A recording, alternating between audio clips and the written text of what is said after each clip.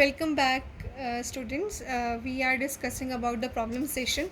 So let me go for the next exercise. 2.4 factorization की आपने problem बताई थी कि उसमें दिक्कत आ रही है.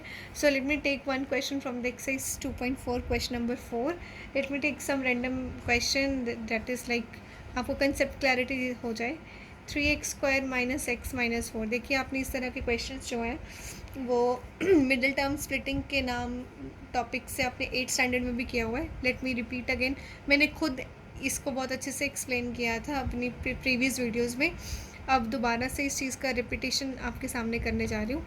3x² minus x minus 4 highest degree 2 है, ये है, उसके बाद 1 है, फिर कांस्टेंट है. ठीक है, तो सबसे पहले हाईएस्ट डिग्री के कोफिशिएंट को उठाइए 3.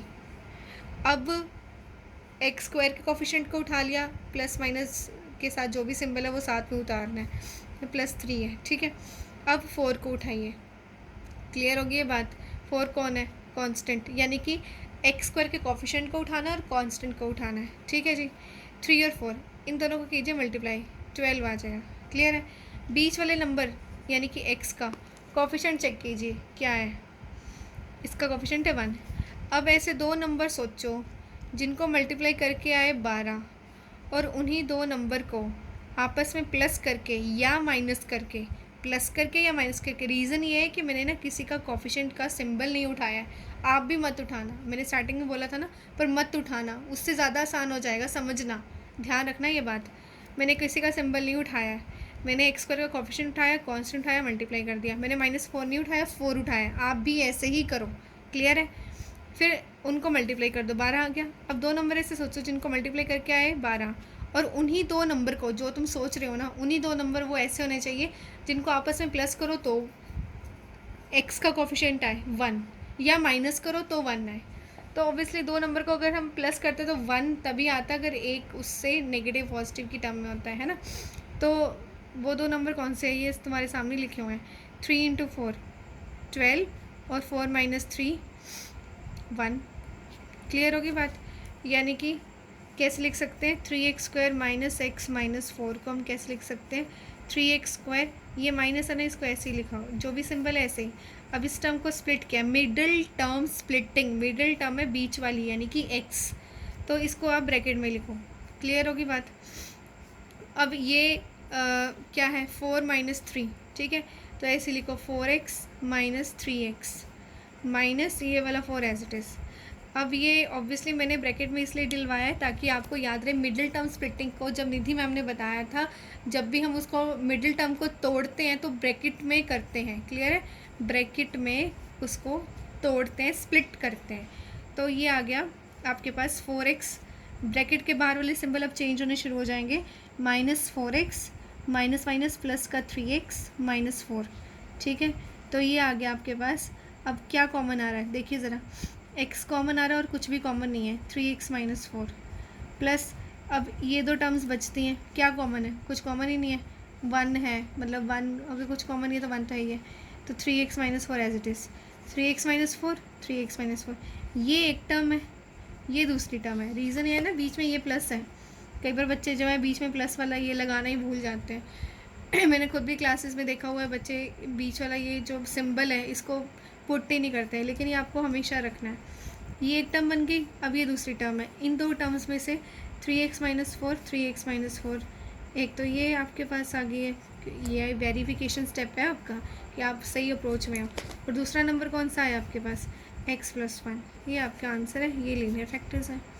अब बात करते हैं क्वेश्चन नंबर 5 की. रैंडम कोई भी क्वेश्चन उठा के आपको दोबारा से रिपीट करते हो. मैंने उठाया है question number 2. x³ - 3x² - 9x - 5. Question है कि फैक्टराइज कीजिए आप.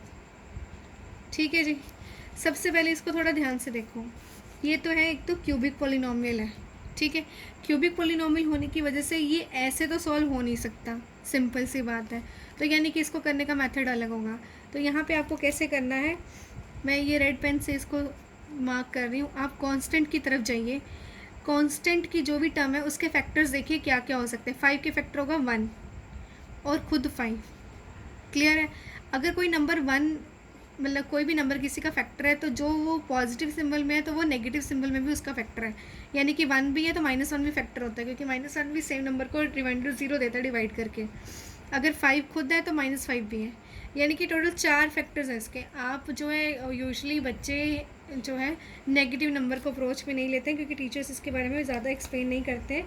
लेकिन मैं हमेशा बताती हूँ कि अगर कोई प्लस का नंबर एक क्वांटिटी किसी दूसरी क्वांटिटी को सेम डिवीजन में लेके आते हैं तो वही क्वांटिटी सिंबल वाइज अगर अपना नेचर चेंज करे तब भी वो अपनी डिवीजन में रिमाइंडर सेम लेके आते हैं। जैसे कि 1 5 को डिवाइड करके रिमाइंडर 0 लेके आता है तो -1 भी 5 को डिवाइड करके रिमाइंडर 0 लेके आएगा। क्लियर है? तो यानी कि इसके 4 फैक्टर हैं। सबसे पहले तो उसको नाम दीजिए कि ये पोलिनोमियल का नाम है, लेट कीजिए ये px है। px is a polynomial. Clear है? अब आप random hit and trial method है ये, तो आप लिखेंगे by hit and trial method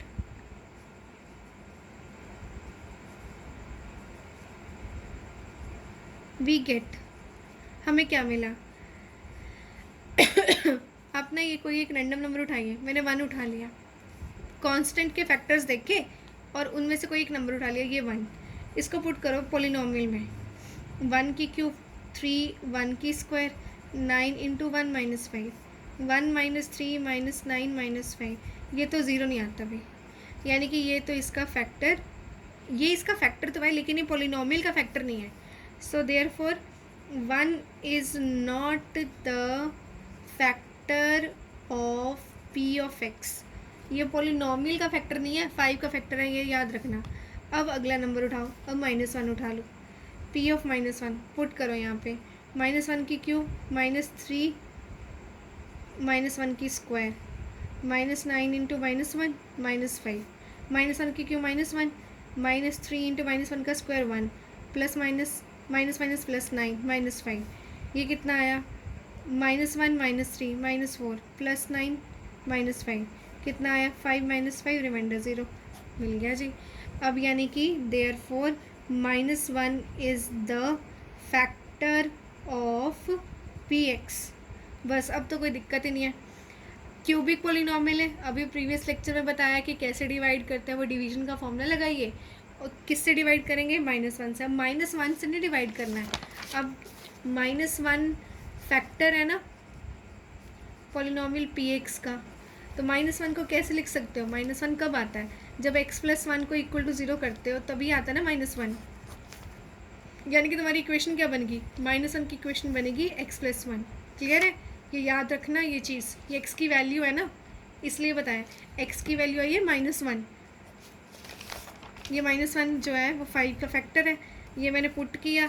ये इसको अगर लीनियर फैक्टर की फॉर्म में लिखना है ना, क्योंकि हमारी पूरी इक्वेशन x में है, y में होती तो y में लिखती मैं, z में होती तो z में लिखती, तो -1 factor of p of x। तो ऑब्वियसली -1 किसी वेरिएबल की वैल्यू है, तो अगर उसको इक्वेशन फॉर्म में लिखना है तो मैंने ये -1 उठाया और इक्वालिटी के लेफ्ट साइड पे ले आई, तो x + 1 = 0। तो यानी कि ये इक्वेशन से डिवाइड करना है।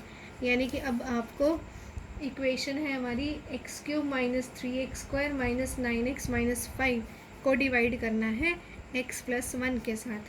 क्लियर होगी बात? बस अब तो वही x + 1 कीजिए, x³ आई है, हाईएस्ट डिग्री को देखो और उसकी टर्म को देखो, x³ आना चाहिए, तो x + 1 को किसके साथ मल्टीप्लाई करोगे?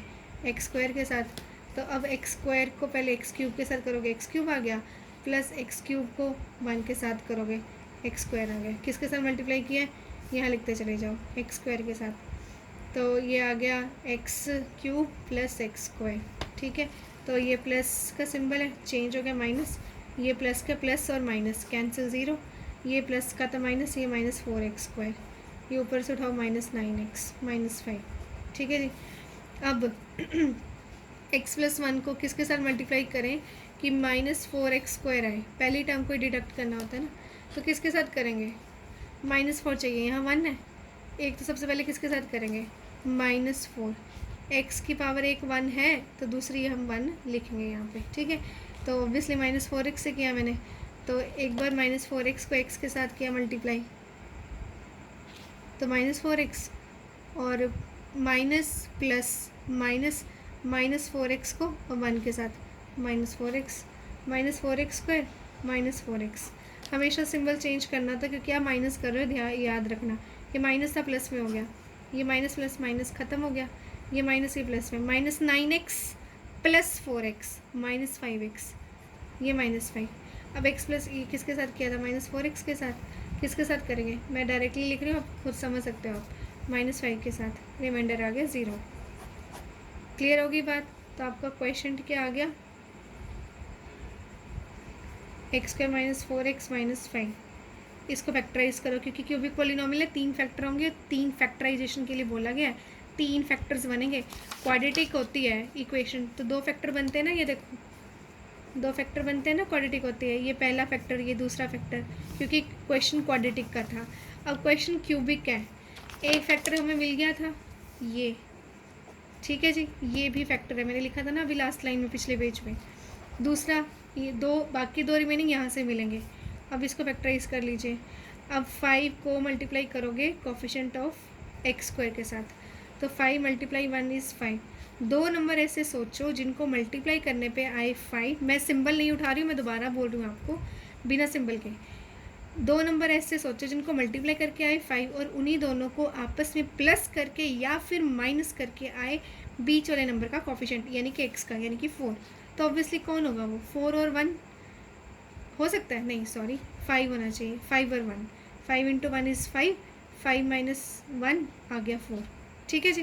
तो इसको स्प्लिट किया मैंने, 2 नंबर माइनस 5, ये आ गया आपके पास 5x माइनस एक्स, क्योंकि जब मैं इसको सॉल्व करूँगी मेरे पास यही आएगा ना, दोनों को मल्टीप्लाई करूँगी 5x स्क्वायर आएगा। तो बस अब इसको, ये बाहर माइनस है, सिंबल चेंज होने शुरू हो जाएंगे, माइनस 5x, ये वाला माइनस, ये वाला माइनस, प्लस x माइनस 5, ये x common, x minus 5 plus 1 x minus 5, क्योंकि कुछ भी कॉमन नहीं था तो 1 आ गया बाहर, तो x माइनस 5 और एक आ गया x प्लस 1। तो देयरफॉर कितने फैक्टराइजेशन होगी आपकी, therefore x cube minus 3x square minus 9x minus 5 equal to x minus 5, x plus 1 and x plus 1। 3 factors हैं, 3 इसके आंसर, 3 थी इसकी हाईएस्ट डिग्री, 3 फैक्टराइजेशन में आंसर आ गया, 3 ही इसके फैक्टर्स होंगे। So this is the completion of your doubt session of exercise 2.3 and 2.4। इसके बावजूद भी आपको लगता है कि आपको कोई दिक्कत आ रही है, please comment on the comment section box. Keep watching, stay safe. Okay ji, goodbye.